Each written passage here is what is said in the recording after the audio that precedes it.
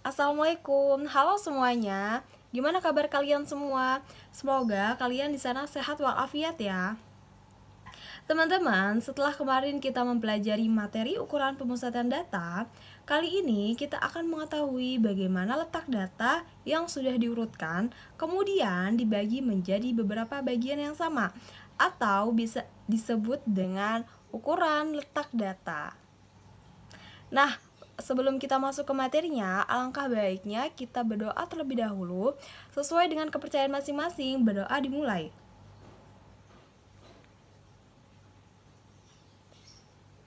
Berdoa selesai. Pada materi ukuran letak data terbagi menjadi 3 bagian. Yang pertama, kuartil, lalu desil, dan terakhir persentil. Pertama, kita akan masuk ke bagian awal, yaitu kuartil.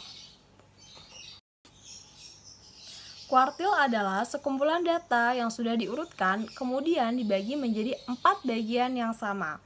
Ada 3 buah kuartil, yang pertama Q1 atau kuartil bawah, kemudian Q2 yaitu kuartil tengah atau median, dan Q3 yaitu kuartil atas. Misalkan kita punya data yang sudah diurutkan, di ujung kiri kita tuliskan dengan X1 atau data awal. Kemudian di ujung kanan kita tuliskan XN atau data ke N. Jika data ini kita bagi menjadi 2 bagian yang sama, maka akan muncul Q2 atau median. Letaknya tepat di tengah-tengah data yang sudah diurutkan. Maka kita punya 2 bagian, yaitu bagian kiri dan bagian kanan. Kemudian masing-masing bagian kita bagi menjadi 2 bagian. Nah, bagian kiri akan muncul Q1 atau kuartil bawah. Dan di bagian kanan, setelah kita bagi menjadi 2, akan muncul Q3 atau kuartil atas. Contoh, tentukan kuartil bawah, kuartil tengah, dan kuartil atas dari data berikut. Nah, bisa kita lihat bahwa di sini ada data yang sudah diurutkan dengan N yaitu 11. Maka, jika kita bagi menjadi 2 bagian, akan muncul Q2-nya atau mediannya yaitu 9. Nah, masing-masing bagian kiri dan kanan kita bagi lagi menjadi 2 bagian, maka di bagian kiri akan muncul Q1 yaitu 4. Dan di bagian kanan muncul Q3 yaitu 11. Contoh 2. Tentukan kuartil bawah, kuartil tengah, dan kuartil atas dari data berikut. Nah, di sini datanya genap. Jika kita bagi menjadi 4 bagian, maka kita punya Q1-nya terletak antara 10 dan 11. Kemudian Q2-nya terletak antara 12 dan 12. Dan Q3-nya terletak pada angka Q3, 13 dan 14. Maka Q1-nya 10 tambah 11 dibagi 2 yaitu 10,5. Q2-nya 12 tambah 12 dibagi 2 yaitu 12. Dan Q3-nya yaitu 13 ditambah 14. Ya, kemudian dibagi 2 yaitu 13,5. Selanjutnya, kuartil pada data kelompok dirumuskan dengan QI sama dengan TBI ditambah I per 4 dikali N dikurang F dibagi FI dan kemudian dikalikan K. Dengan TBI-nya adalah tepi bawah kelas kuartil ke I. N-nya adalah banyaknya data. F adalah frekuensi kumulatif sebelum kelas kuartil ke I. FI-nya adalah frekuensi kelas kuartil ke I. Dan K-nya adalah panjang kelas. Contoh, tentukan kuartil bawah, kuartil tengah, dan kuartil atas dari data berikut. Di sini ada tabel distribusi frekuensi dengan 5 kelas interval dan N-nya adalah 20. Pertama, kita akan menentukan kuartil 1. Maka langkah awalnya kita harus menentukan kelas kuartil 1-nya yang mana. Caranya dengan menentukan data dari I per 4 dikali N terletak pada kelas interval mana. Berarti jika I-nya 1, N-nya 20, maka kita harus tahu data kelima terletak di kelas interval mana. Kita lihat pada kolom frekuensi, data kelima terletak pada kelas interval kedua. Kenapa? Karena di kelas interval kedua terdiri dari data ketiga sampai data ketujuh. Kita bisa lihat dari kolom yang FK-nya. Di situ ada 7, berarti data kelima terletak di situ. Kemudian kita menentukan tepi bawah kelasnya dengan cara batas bawah kelas dikurang 0,5. Nah, batas bawahnya adalah 48, maka tepi bawah kelasnya adalah 47,5. Kemudian kita tentukan panjang kelasnya. Panjang kelasnya itu 3. Dari 48, 49, dan 50. Setelah itu, kita bisa masukkan ke rumus.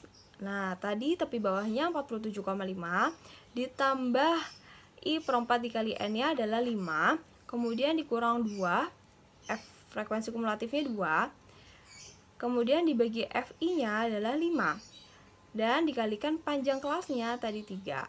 Maka 47,5 ditambah 1,8, yaitu 49,3. Kemudian kuartil kedua. Caranya sama kayak tadi, kita menentukan kelas kuartil keduanya terletak di mana. Maka I/4 dikali N. I-nya yaitu 2, N-nya 20. Berarti data ke-10. Ternyata data ke-10 terletak di kelas interval ketiga. Kemudian kita tentukan tepi bawah kelasnya, yaitu batas bawah dikurang 0,5. Maka tepi bawahnya 50,5. Panjang kelasnya sama, yaitu 3. Selanjutnya kita masukin ke rumus. Tadi tepi bawahnya yaitu 50,5 ditambah 2 dikali 20 per 4 yaitu 10, dikurang F-nya yaitu 7, kemudian dibagi FI. FI-nya berarti 7 juga, dikali panjang kelasnya 3. Maka kita punya 50,5 ditambah 1,2 yaitu 51,7. Terakhir yaitu kuartil 3. Kita tentukan dulu kelas kuartil ketiganya. Berarti 3 per 4 dikali 20 sama dengan 15.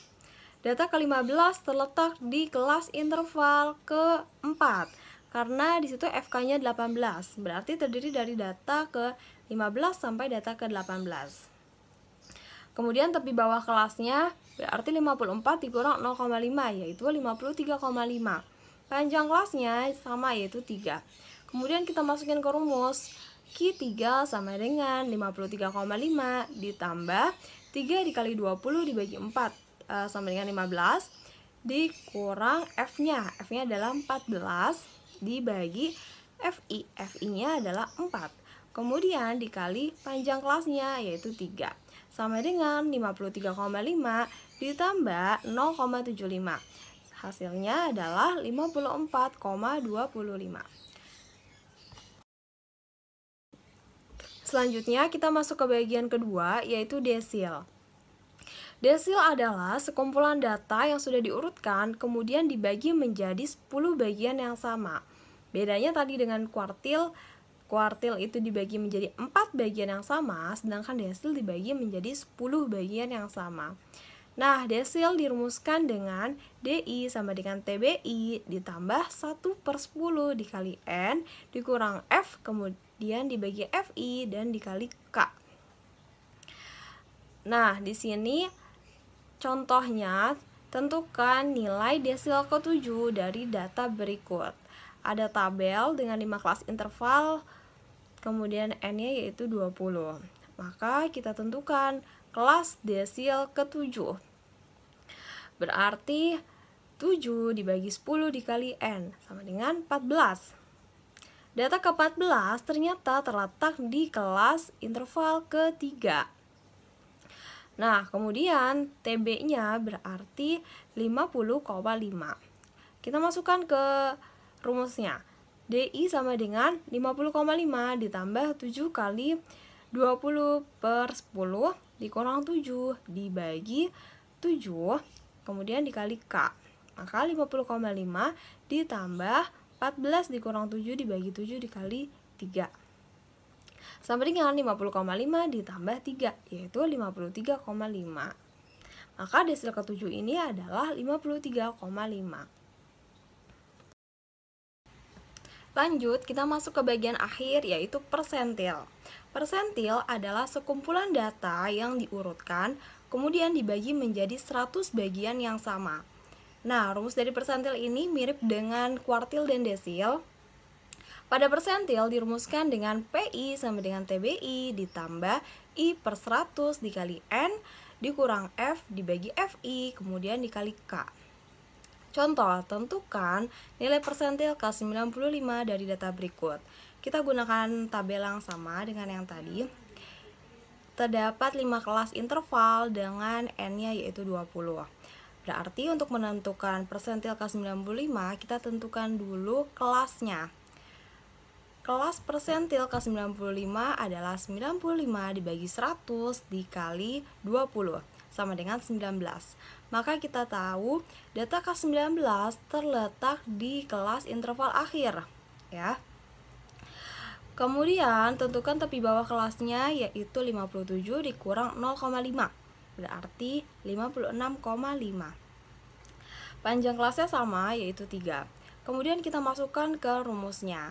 Maka P95 adalah 56,5 ditambah 95 dikali 20 per 100 dikurang F-nya yaitu 18 dibagi FI-nya yaitu 2. Kemudian dikali panjang kelasnya 3. Maka kita punya 56,5 ditambah 19 dikurang 18 dibagi 2 kemudian dikali 3. Kita punya 56,5 ditambah 1,5 sama dengan 58. Nah, 58 ini adalah nilai persentil ke-95 dari data tersebut. Nah, teman-teman, materi kita sudah selesai. Tadi kita sudah belajar ukuran letak data yang terdiri dari kuartil, desil, dan persentil. Nanti boleh dicoba latihan soalnya di slide berikutnya. Terima kasih atas perhatiannya. Kurang lebihnya saya mohon maaf. Wassalamualaikum warahmatullahi wabarakatuh. Selamat belajar.